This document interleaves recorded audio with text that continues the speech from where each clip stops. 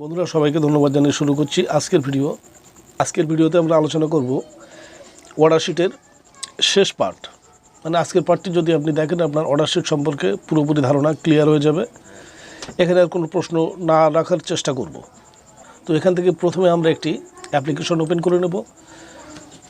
তো প্রথমে আমরা দেখতে পাচ্ছি to the block land reforms officer, মানে শর্টকাটে এটি বিএলআরও বলা হয়। তারপরে এখানে যে ফাঁকা জায়গাটি রয়েছে এখানে কিন্তু আমরা অফিস যে অ্যাড্রেস সেই অ্যাড্রেস লিখব, মানে যে জায়গাটা অফিস অবস্থান করছে সেই জায়গাটা আমরা এখানে লিখব।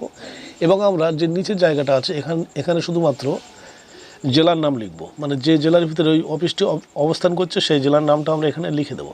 আমাদের জেলা নর্থ 24 পরগনা, এখানে আমরা নর্থ 24 পরগনা লিখে দেবো। এবং আমাদের অফিস অ্যাড্রেস বসিরহাট 1, আমরা এখান থেকে বসিরহাট 1 লিখে দেবো।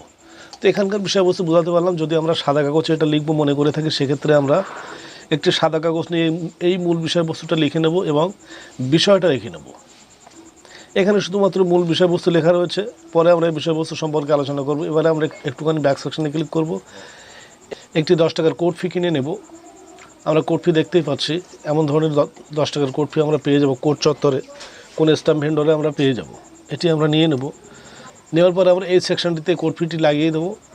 তারপরে ডিটেলস অফ অ্যাপ্লিক্যান্ট, মানে আবেদন যিনি করছেন তার নাম আমরা এখানে লিখে দেবো, তার পিতার নাম এবং তার ভোটার আইডি নাম্বার এখানে আমরা দিয়ে দেবো। তারপরে তিনি যে জায়গায় বসবাস করতে, এখানে আমি শহরটা লিখিনি, যদি শহরে লেখা হয় সেক্ষেত্রে আমরা ভিলেজটাকে কেটে দিয়ে সেই জায়গাটার নাম লিখে ঠিকানাটা এখানে লিখে দেবো। এবং পোস্ট অফিস লিখব, পুলিশ স্টেশন লিখব, ডিস্ট্রিক্ট, পিনকোড, স্টেট লিখব। নিচে আমরা এখানে দেখতে পাচ্ছি ডিটেলস অফ প্লট খতিয়ান ইনফরমেশন। তারপর আমরা এখানে পেয়ে যাচ্ছি জেল নাম্বার, আমরা এখানে দিয়ে দেবো। তারপরে আমরা পেয়ে যাচ্ছি প্লট নাম্বার, মানে দাগ নাম্বার যাকে বলে, সেটি আমরা এখানে লিখব।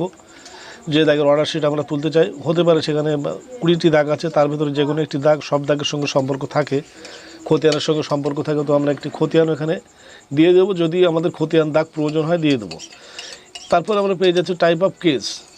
এখানে কেস 3 ধরনের কেস এখানে উল্লেখ করা হয়েছে। এই 3 ধরনের কেস সাধারণত অর্ডার শিট তোলা হয়: মিউটেশন, ওয়ারিশ, আদার্স।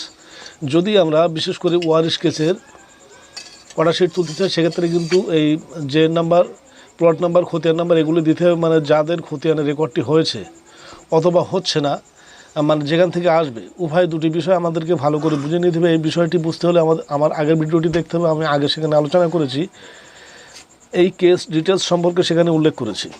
তো ওই বিষয়ে আজকে আমি আর যাবো না, আমি এখান থেকে শুধুমাত্র এই ফর্মটা কীভাবে ফিল আপ করতে এটি জানিয়ে দেবো। তো আমরা সেই অনুযায়ী এখান থেকে প্লট খতিয়ান ইনফরমেশন দিয়ে দেবো। তারপরে আমরা এখানে কেস নাম্বার, তো ওয়ারিশ কেস হলে আমাদের কাছে কেস নাম্বার থাকবে না, অথবা যদি অন্যান্য আদার্স কেস হয় সেক্ষেত্রেও থাকবে না।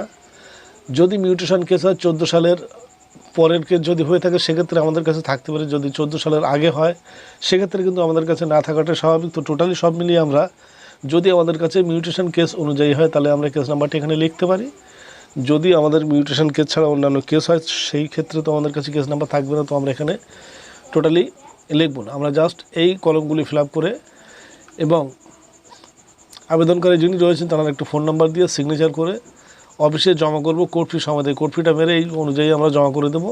জমা করে দেওয়ার পরে সেখান থেকে মানে এই যে প্লট খতিয়ান নাম্বার দেওয়া হবে সেই অনুযায়ী কেস নাম্বার এখানে, যদি ওয়ারিশ কেসের মাধ্যমে আসে কেস নাম্বার এখানে অফিসাররাই লিখে দেবে এবং অন্যান্য বিষয়বস্তু হলে তারা এখানে বিষয়টি লিখে দেবে। তো আমরা এই ফর্মটি ফিল আপ করার মূল বিষয়বস্তু বুঝে নিলাম। এবারে আমরা বুঝবো এখানে যে কোড ফি একটি লাগাবো আর 5খানা কোড ফি অথবা 6খানা কোড ফি আমরা এক্সট্রা বাড়তি কিনে নিয়ে যাবো। এই কোড ফিগুলো কিন্তু পরবর্তীতে আমাদের লাগবে, যখন অর্ডার শিট দেওয়া হবে তখনই কিন্তু কোড ফিগুলো সেখানে প্রয়োজন হবে, সেই অনুযায়ী আমরা কোড ফি নিয়ে নেব, প্রয়োজন অনুযায়ী আমরা দিয়ে দেবো। তো আমাদের এই অ্যাপ্লিকেশন ফর্মের ভিতরে ডিটেলস ইনফরমেশান দেওয়ার পরে আমরা এটিকে জমা করে দেবো বিএলআর অফিসে। জমা করে দেওয়ার আগে আমরা এটিকে এক কপি জেরক্স করে নিয়ে যাব। কোড ফি মারার পর জেরক্স করে সেটি নিয়ে যাবো, তাতে রিসিভ করে দেবে এবং একটি নির্দিষ্ট ডেট ইস্যু করা হবে, সেই ডেট অনুযায়ী আপনি পেয়ে যাবেন। তো বন্ধুরা এবার প্রশ্ন হলো আমরা এই ফর্মটি কোথায় পাবো? আমার চ্যানেলের ভিডিও ডেসক্রিপশন বক্সে লিঙ্ক দেওয়া থাকবে, সেখান থেকে আমরা এই লিঙ্ক ধরে আমরা এই ফর্মটি ডাউনলোড করে নিতে পারবো। এবং আমাদের যে আগের ভিডিও সম্পর্কে আলোচনা করেছি অর্ডার শিট সম্পর্কে, সেই ভিডিওর লিঙ্ক আমরা এই ভিডিওর এন্ড স্ক্রিনে দিয়ে রাখবো, সেখান থেকে আমরা সেই ভিডিওটি প্রয়োজনে দেখে নিতে পারবো। তো বন্ধুরা আজ পর্যন্ত সবাইকে ধন্যবাদ জানিয়ে ভিডিও শেষ করলাম। জয় হিন্দ।